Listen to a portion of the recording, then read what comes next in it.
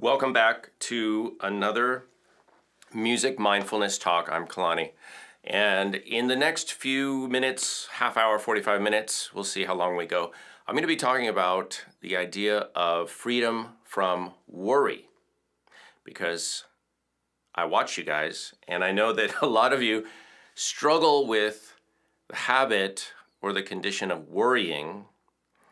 I've found several ways to reduce my own worry behavior, and I want to share those with you. I'm also going to be relating some of these to musical concepts, things that we do as musicians, whether that's an amateur musician or a professional. So this is not about being a professional musician or playing music. This is a talk about how you can leverage the potential of music, the power of music, the mindset of the musician and the experiences of the musician. And I'm speaking as a musician, music educator, and a music therapist. And I want to share a lot of my experiences and perspectives with you so it can help you.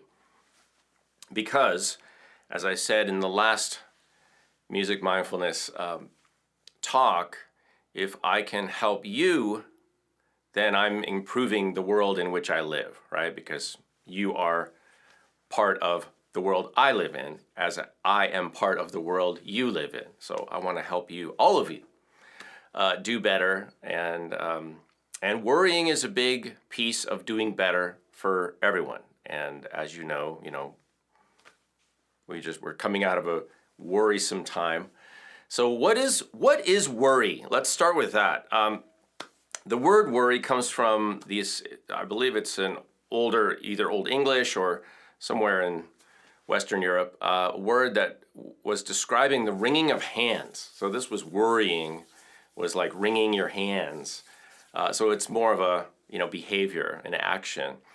But worrying is essentially, and different people have given definitions. One of my favorite definitions of worrying is it's the interest you pay on a loan you may not owe.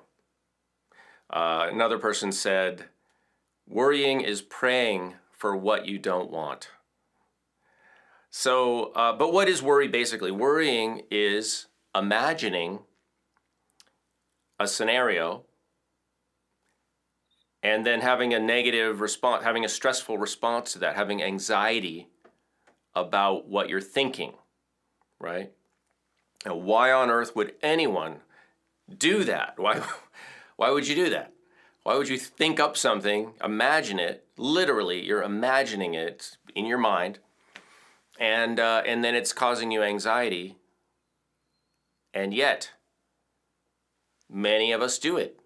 People doing it right now, all over the world, people worry. So how can we do better? Well, I'm going to talk specifically about why we do that, what's happening there. Because it is normal to a degree. It's normal to have imaginative thoughts about potential problems. All right, that's a very human thing to do, and it's good that we do that, because if we didn't do that, we would probably not have survived for the past few millennia. All right, so it does serve a purpose, right? Thinking of undesirable scenarios or possible scenarios, some desirable, some undesirable. That is normal.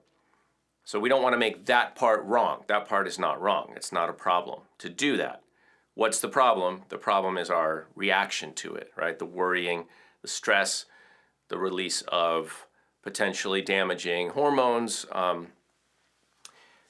like epinephrine, cortisol, what we call stress hormones. But let's take a step back into the music realm for a second. I believe that there's a lot of wisdom that can come out, that can be gleaned from the practice of improvisation. I'm a big fan of improvisation. I've written books on it. I use a lot of improv in my music therapy work, in my music education work, and as a music professional, as a performer. And even as a workshop leader, I improvise because I believe it's better to be prepared than to focus on planning. Planning is where, you know, you come up with a preconceived idea of what you're going to do, what's going to happen, what are you going to say, right? What am I going to, oh, when I meet them, when I talk to that person, I'm going to say these sentences, right? And we know how that goes. Planning is really it's a great way to take yourself out of the present moment. It's an even better way to be frustrated and let down. In fact, the Buddha is reported to have said that one of the roots, I don't know if it's the root, but the root of suffering is unmet expectations. What are unmet expectations? Basically, you planned, you expected to do something or just for something to happen, and it didn't. And now you're frustrated, now you're suffering, right? Was it the thing that happen's fault that you're suffering? Not really, because things are going to happen, right? Something always happens. It was the planning part that caused you the problem because you had one idea of how things were going to go. Maybe you had a couple or two or three, but whatever you had, whatever you imagined didn't happen, and now you're frustrated, now you're upset. So worrying is a little bit like that. It's a little bit related to that, related to planning. But let's go back to music improv. One of the strategies that I teach is the idea that you can always, if you're doing something, you know, and you feel like you need to make a choice in your life about what you're doing, you can always continue what you're doing. In other words, you can always continue to play the same thing.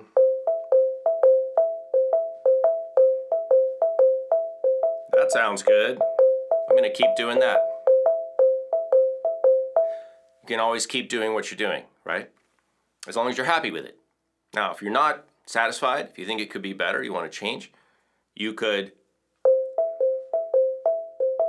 stop. You can always stop what you're doing. And you can change, which is often what we do.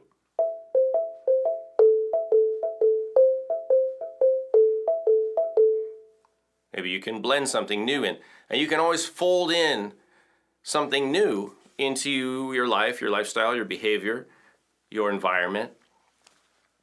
And you do that, right? We do that. We get things, we let go of things, we get new things. Sometimes we have people in our lives or relationships, those flow through, things are flowing, right? Sometimes we move ourselves to a new environment. Sometimes we change the environment we're in.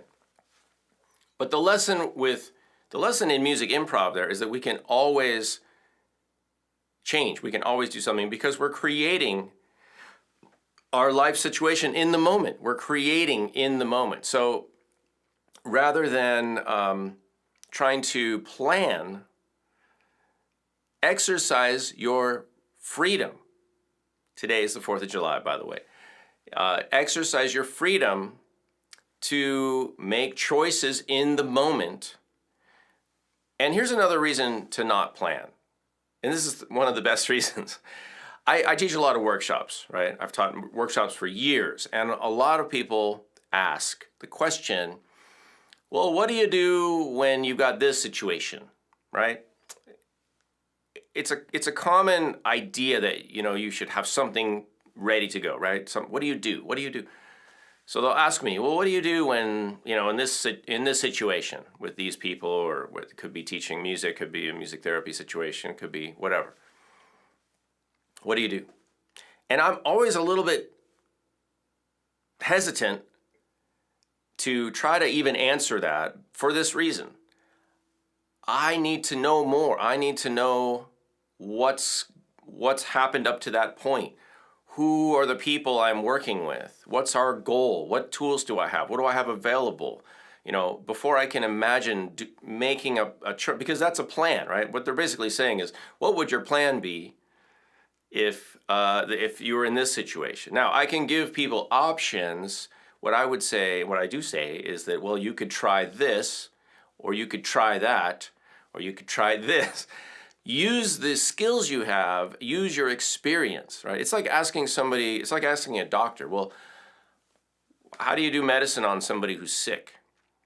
You know, Or if you were traveling in the wild, well, if you were in the wild and you were traveling through the mountains and you got to the top of a mountain and you could see out, what would you do then?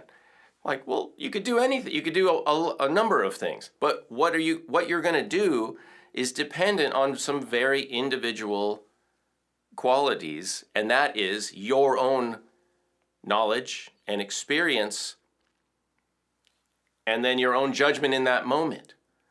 So me telling somebody else, because they're basically asking me, if you ask me, well, what would you do? That's like basically saying, well, you tell me what I should do if I get up to this scenario. Tell me what I should do. That's the wrong question. All right, we shouldn't be looking, because then that puts a plan in place, right? That puts an expectation that, oh, well, somebody told me this is what to do, so I'm going to do that. And then if it doesn't work, I can blame them. All right. So that puts you out of responsibility. It actually puts you in a place of dependency, and that's a really tenuous place to be. You don't want to be that place.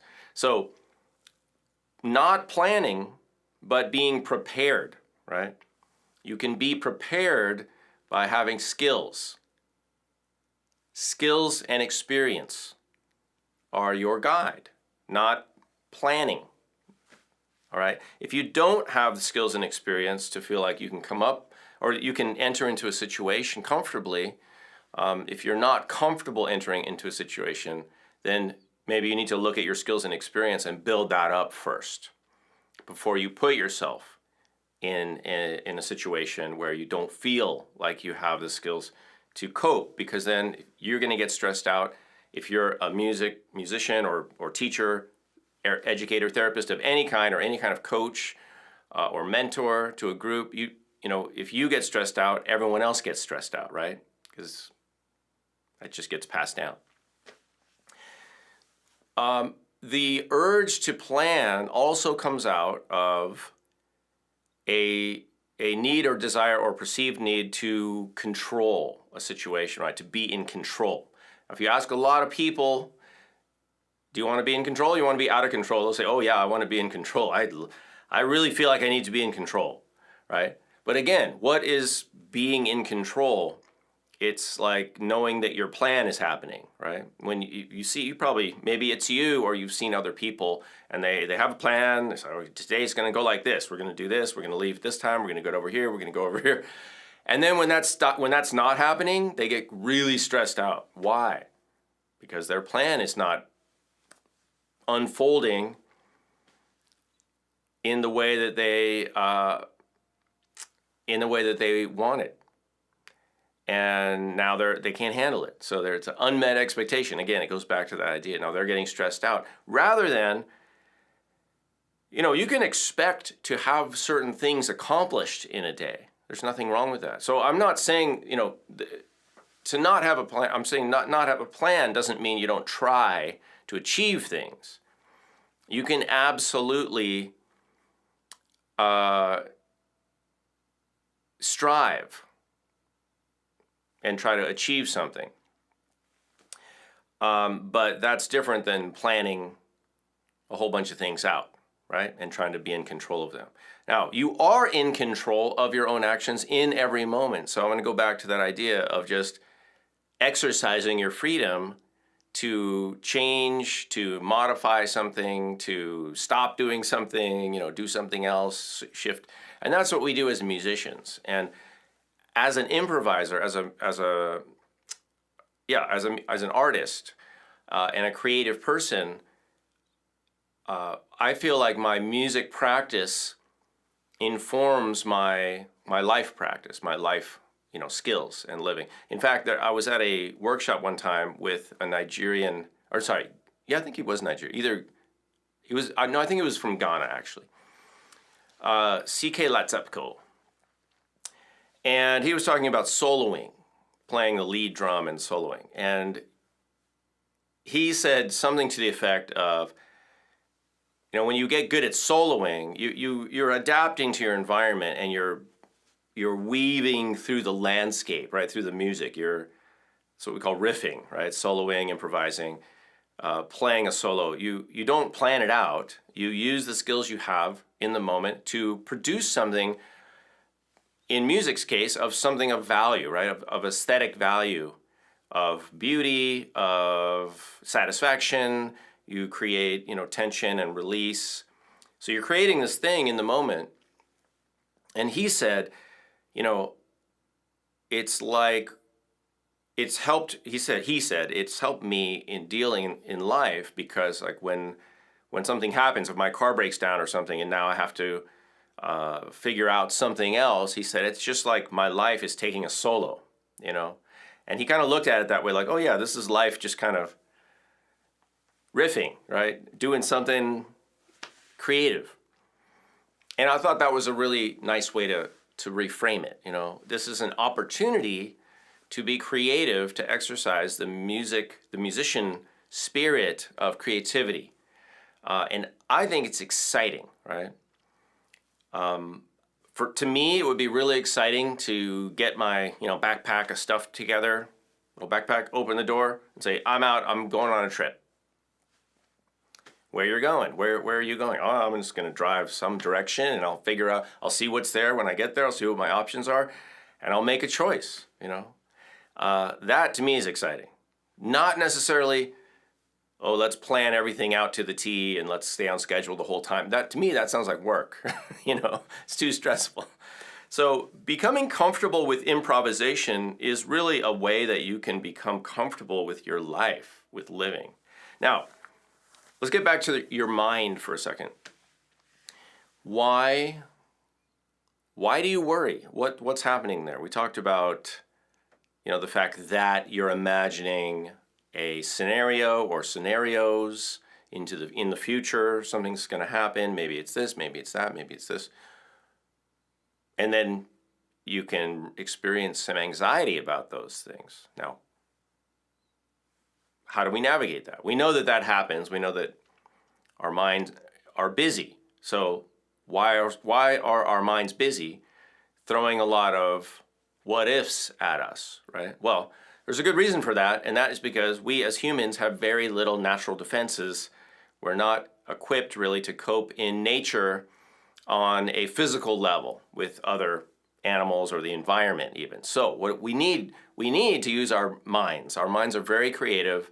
We think fast. We are great at reconfiguring things, taking something that has one use and repurposing it for something else. That's basically, an invention. And we're reinventing. That's what technology is, right? We create technology. That's what humans do.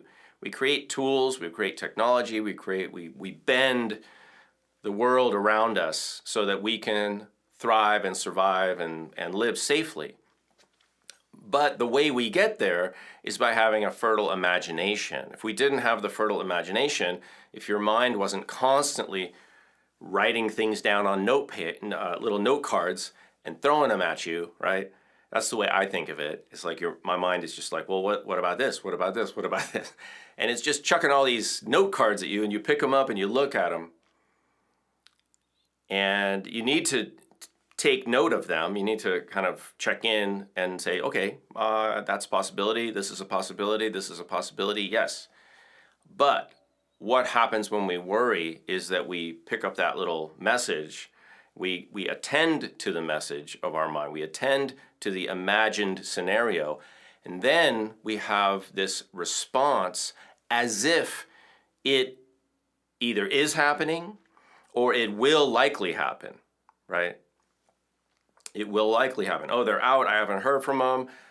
Let's say you have kids or you have a partner, parent, whoever. They're out. I haven't heard from them. They were supposed to call me. It's 3 hours later. Oh my God, what's happening, right? Because we don't know. So your mind goes into, well, this, or it could be that, it could be that, it could be that. And for some reason, I think for good reason, we imagine sometimes scenarios that have a danger component because we want people to be safe. We want to be safe and we want those we care about to be safe. So we tend to imagine, well, what's the worst thing that could happen, right? And we want to safeguard them. But the problem with thinking about what's the worst that could happen is now we're thinking about these things. And so I want to say something that it might take a second to digest. You need to use your thoughts responsibly. All right? You have these thoughts, No problem with that. But at that point, you need to manage them. Your job as, as the higher self is to use those possibilities your mind is presenting to you. Maybe you can imagine them all in like sticky notes or note cards in front of you. Now, at that point, your job is to use those responsibly. What is irresponsible? Irresponsible is amplifying them to the point where your body now, because your body doesn't know if it's real or not. All your body knows is it's going to react to something. It's going to react to your perception, right? There's been studies where people have seen live harm happening to people or things and having a reaction, and watching it in a video, right? And the reactions are pretty close. That's why you want to be careful with the news and watching things on a daily basis where you witness suffering. Because we're empathetic and we relate to other people, and when we witness suffering, we imagine, we take that on to a degree. You all know this. I'm not telling you anything you don't know. I'm pointing out that you need to be good, you need to be as skilled as you can in managing that situation. Because if you're not mindful, what could happen is you're imagining these scenarios. That's worrying, right? You're worrying, you're bringing the scenario into the forefront of your mind, and then your body doesn't know that it's not real because your body trusts you to manage that stuff, right? Your mind, your executive functioning, your kind of in the moment choices that you're making. What am I doing right in this kind of in the now moment? That's your job, is to protect yourself, is to protect the body, because the body, the feeling, when I say body, I mean your physical body, but also your emotions, because your emotions are the bridge between your body and your mind. We feel them, but they're not, it's not really a physical thing, is it? But it's not really a mental thing, is it? Because I can feel it. It's an emotion. It's in between. And as I mentioned earlier, it's often manifest through these kind of hormonal or chemical activities, secreting certain chemicals for certain things. You know that. Stress hormones, all right? So managing your imagination is how we reduce worry. But understanding that, having a bunch of thoughts is also okay. So, I know some people, they say, oh, I'm such a worrier, I'm always worrying. I want to say two things about that. First of all, if you get into the habit of worrying, chances are you can start worrying about over-worrying. You can start worrying about worrying. Don't do that. Please don't do that. Don't do that. Don't worry. Be happy. Some people, you can decide for yourself if this might be you or somebody else you know. I feel that some people, and this is just my hunch, I think they believe that if they weren't worrying so much, it would seem like they don't care. That they seem like, I think they believe that if they worry a lot, it means that they care about the other people, right? Especially a parent. You have to be worrying about your children, right? But do you that much? Or do you just need to make sure that you do what you can do and then not worry? Do what you can do, absolutely. Take action, take steps, take measures, But does worrying about something really demonstrate care about that thing? Are those two things the same? I think some people believe that. Oh, I'm so worried about you. I was so worried about you. They're going to tell you, I was worrying. I couldn't sleep. I was worried about you. Thank goodness you're okay. And you say, oh, thank you for worrying. It really shows that you care about me. I don't know if that's true. I think you can care about somebody deeply and not worry. I'm not saying not to be concerned or not to take action. Great. Yes, be concerned. Make an effort. Take some action, do things, be productive, be proactive. Those none of those things have to do with worrying. All right, worrying is our negative response, our undesirable response to an imagined scenario.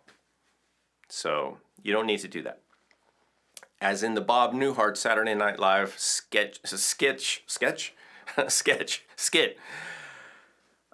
where somebody was saying that she was worried that she was going to be buried alive in a box, and he just said, "Well, stop it. You can look it up." So your mind is trying to help you by showing you lots of scenarios about everything.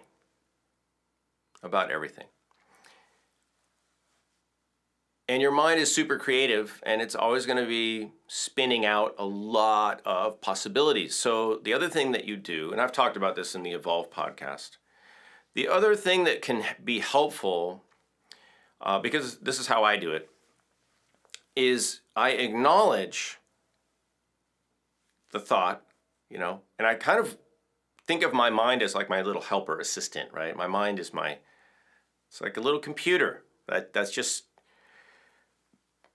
coming up with possibilities. That's its job, all right? So here's what you don't want to do. You don't want to get angry at that happening, because sometimes people say, "Oh, I can't stop thinking. I'm thinking too much. I'm always thinking. My mind is," and they almost feel like overwhelmed with all of these thoughts. Now, I believe that one of the ways you can actually reduce the repetitive thinking is to really acknowledge the thought in the first place and say, "Thank you. Thanks, mind. I get it. I see that. I see this thought. Thank you very much." And if you do that, then it can move on, as it were. If you try to push it back or ignore it, just like if you try to push back and ignore an emotion, it's going to keep coming back, because that's what it does. There has to be a release of pressure there. And the way to do that is just to say, "Yeah, thank you. I'm going to put that right over here. That is a possibility. Here's another one. Okay, great. I'll put that over here. Here's another possibility." There's you got a stack of possibilities now. Fine. It's not a problem. But what am I going to do right now? Not worry. I'm not worried about it, because I'm doing the best I can with what I have when I can, which is in this moment, right? Just going to be doing what I can with what I have, up to my own skills and comfort level and knowledge and capabilities. And that's all I can do. I can't do more than that, so I'm not going to worry about it. Wishing I could do more or wishing things were different, it's not going to change anything. So what do you do when you get up to a certain scenario? What do you do? Here's what you do. You make the best choices. I know this sounds like I'm skirting the answer here, but I'm not. You do the best you can. You make the best determination. You assess, here's the situation I see, I'm witnessing. I don't know about other stuff, but here's what I see in this moment. Here's what I observe, right? Not what I imagine. Here's what I'm observing. Here are some needs. And based on my own experience and my own skill set, I'm going to try this right now, because that's all I can do. And I'm not going to worry about other stuff, because there's no point. I'm not going to change anything. So you just do the best you can. We often have this idea of moving into the future, but like the future is something we can see, right? You see a lot of metaphors or analogies of moving into the future, and you always see it always looks like a road, and you're moving down into the future, into the road, like it's out before you, like there's something out there in front of you. I have a different way of thinking about how we go through life, and that is, we go through life looking at that road view, but we're turned the other way around. We're looking backwards into time. We're looking into history. History is the only thing we can see. So think of it this way. You're backing into the future. You're backing into the future. And how do you navigate the future? You navigate based on what you can see in the past, right?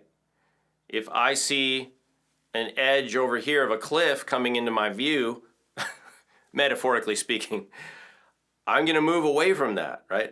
But I don't know what's coming up behind me. I don't know what's coming up in the future. I can only see what, where I've already been, so to speak. I mean, I can imagine I can see into the future, but I can't. The future is completely unknown. The way most of us navigate, as I said, is based on what we see coming into our view, what's happened, the things we've run into because we're backing into the future. Then we make choices and we navigate that way. But we're really pretty blind when it comes to what does the future hold. So when somebody again asks, well, what do you do in this situation? What do you do in that situation? Well, first of all, I don't even know if that situation's ever going to happen. What I recommend that you all do, as I tell this to students, is get some skills, learn some different strategies, get some techniques you can apply in different situations, which means practice, right? Musicians don't become musicians by analyzing music. They become musicians by doing music, by being musical and playing, right? Like that saying goes, writers write, artists make art, musicians make music. That's what you do. So what does a human do? What does a liver of life do? You've got to live, don't plan, just do it. Do the living, and you'll get better at it if you pay attention, if you're mindful of the processes and you pay attention to, oh yeah, I notice that I have a lot of thoughts. Oh, I'm noticing that I'm having an adverse reaction to these thoughts. My imagination, I'm noticing I'm getting kind of tight in the chest and the stomach doesn't feel right and my body, it doesn't feel, what's happening there? You've got to be curious, you've got to pay attention, and then you'll get better at it, all right? Nobody else has the answer out there, you guys. We're all just trying to help each other. This is my contribution. I hope it helps, again, for the reason that I said right at the beginning. I truly, truly want you all to do better, and that's why I've started doing music mindfulness talks, because I think as musicians and artists, we're just so well positioned to speak to these things. When I first was exposed to the idea of Taoism, what is now largely repackaged as mindfulness, it felt a little bit foreign. It felt like, oh, that's something from the East, right? It's exotic. It's, and the more I studied it, the more I realized, I'm pretty sure I've been doing these things for a long time, but just in music, as a musician. So grounding in the present, because music only happens in the present, right? As a musician, we are conjuring music in the present. It's the only time you can do anything. But music is a very present-oriented, creative experience.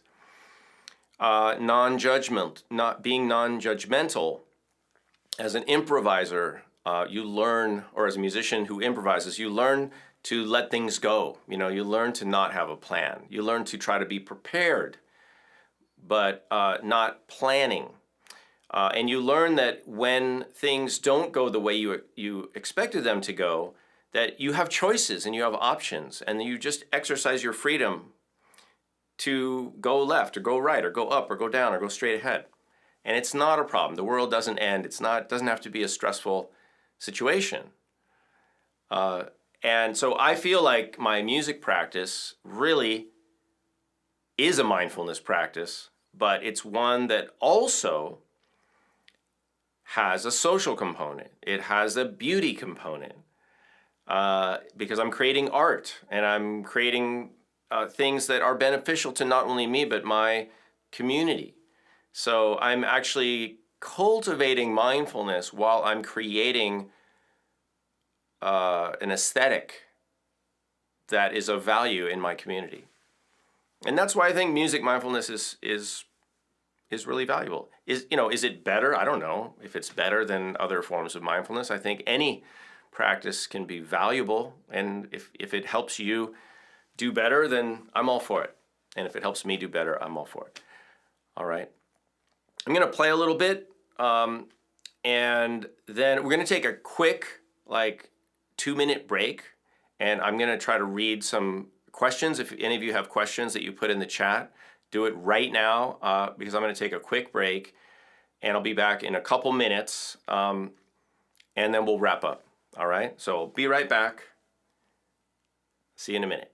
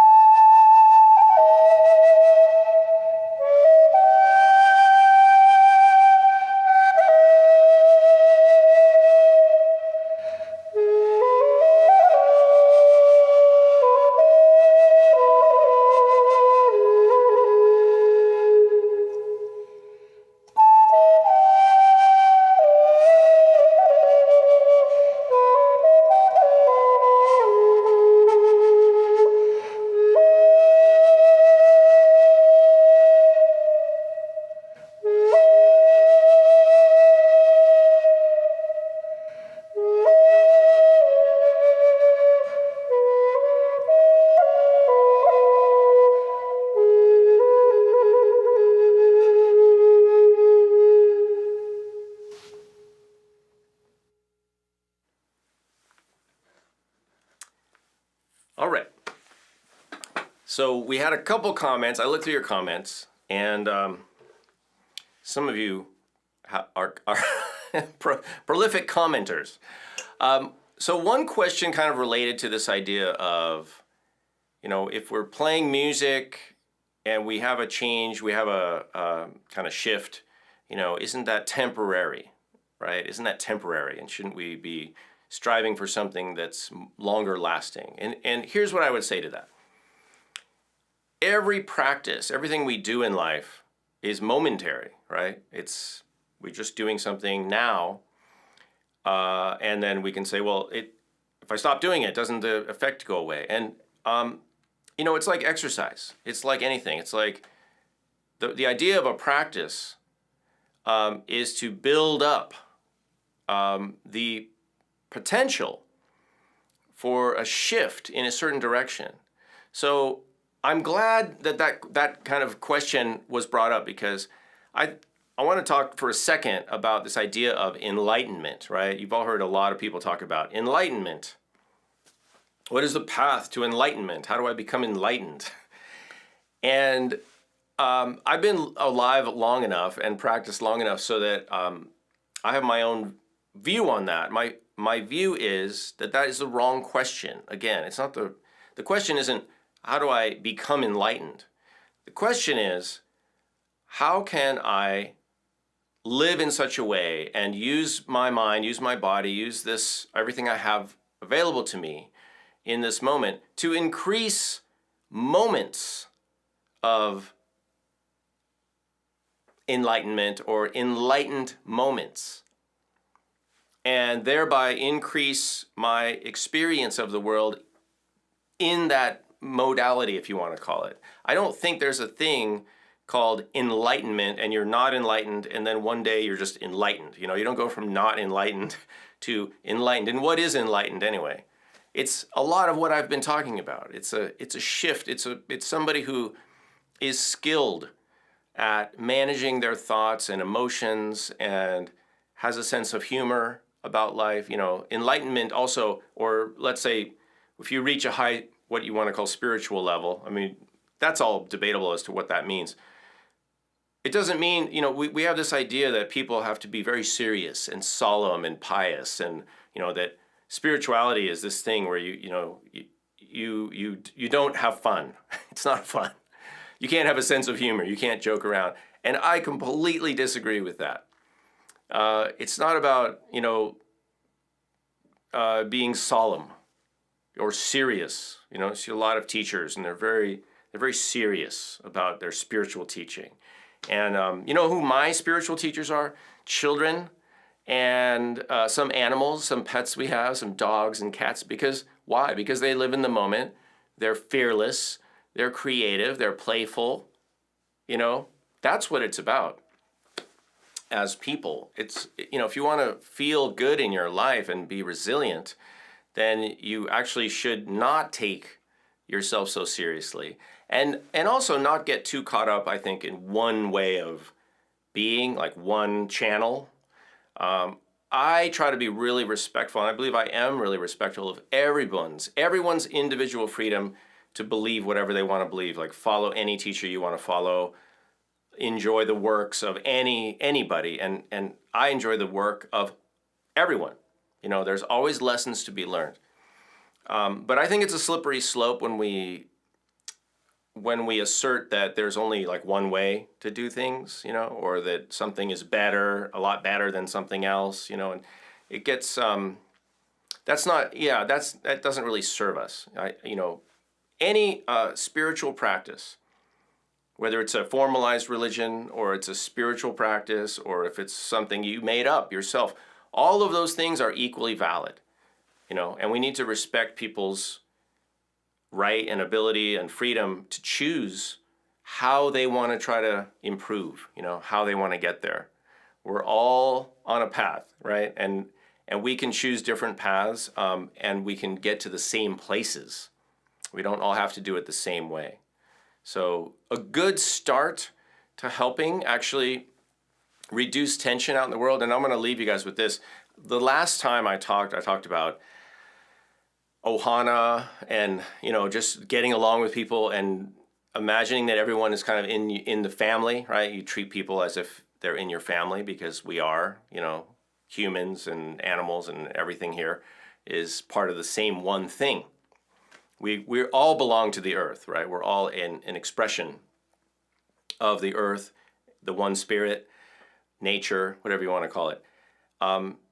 So for no other reason, just respect everyone for that reason, because we're all part of the same thing. But it's a great way to release tension between people too. The more we can stop bickering about, you know, well, I'm right and you're wrong and this is better and that, you know, you're going to go to hell and, you know, all of that stuff. It's just so destructive, you guys. It doesn't help. So what do we take away from today's talk about freedom from worry? I hope you understand a little bit more now about what worry is, right? What is it? You need to understand what it is. And then you can deconstruct it and you can manage it. I don't mean control it. I'm not talking about controlling your mind, wiping your mind clean, you know, not having thoughts. If you try to do that, you're going to have even more problems than you have now if you're a worrier. Let your mind do its thing. Just know why it's doing it and what you can do with those thoughts. You can manage them. You can say, yes, thank you very much. If you feel yourself getting, you know, having a stress reaction or anxiety, acknowledge it, take note of it, learn from that, and then do the best you can in the moment, make some choices, take some action, you know, solve the problem. That's all your mind's trying to do, is solve a perceived problem. It's trying to solve a puzzle. That's what our minds are good at. So use it for solving a puzzle, right? Use your mind for solving the problem, but don't let it overwhelm you with too many, scenarios. And don't let your mind become another problem that you then have to solve. Because guess what? Then your mind's going to try to solve that problem. Now you've got double problems because your mind is not going to solve that problem. You need to understand the way your mind and body work together. And you're the conductor of this orchestra, right? You're the one that creates harmony. So if something's getting too loud, too many things here, you've got to either figure out a way to manage it, reduce it, modify your relationship with it. It's not about trying to get your mind to be quiet. It's about what is my relationship with my mind, right? Just like in music, as a music therapist, sometimes I have a client that's very busy, very loud. But what do I try to do? I don't try to control them or dominate them or take over or take something away or scold them. I try to join with them and incorporate them and make something beautiful out of it, repurpose it, recycle it, reframe it. And then once I have a relationship, and there's lots of ways I have to do that. Maybe sometime in the future I'll talk about some of those. There's lots of ways I have to create a relationship with other musicians. Once I have the relationship established, then we can move and modify and change and grow together and arrive somewhere else over time. It takes time. So that's the thing to remember too. Making little changes, even if it's temporary, if you do a practice, right? That doesn't mean the effect stops when you stop the practice. It means you've just increased the potential, for the time in between practices. But I also want to say that, mindfulness and music and whether if you go to church or you go to synagogue, you go to temple, you go to the yoga studio, wherever you go for your practice, those are indicators to help us live our lives a certain way. Those doing that stuff alone is not what it's about, right? That's just kind of an exercise. It's like going to the gym. We don't go to the gym so we can be good at going to the gym because our life is happening in the gym, right? That's not the point. The gym is a place where we exercise and we do things so we can be better prepared for our life outside the gym, all right? And I believe also that you can practice always in your life, in the moment. You don't have to do a completely separate thing. At least I hope you don't, right? So mindfulness, music, I'm doing music everywhere. Everything in my life is music. When I'm outside, like I was outside the other day and I was just listening to the crickets. And around sundown, there's bats flying around, and sometimes they make little squeaky sounds. And listening to nature is a musical experience. Listening to your child sleeping or playing, there was a composer that said there's no symphony as glorious, there's no music as glorious as the sound of children laughing. There's no music as glorious as the sounds of children laughing. All right, so I'm going to leave you with that. Bless you. Thank you for joining me today for this music mindfulness talk. I'm going to be trying to do these every Sunday as a service to you, my community, and as a way to give back. If you'd like to connect with me more, you can visit kalanimusic.com. My Patreon page is patreon.com/Kalani. You can join if you want, whatever you do. I hope you like and subscribe. If you're a fan, thank you. And have a great 4th of July if you're in the U.S. If you're not, have a great Sunday weekend. And I'll see you next time. Thanks for watching.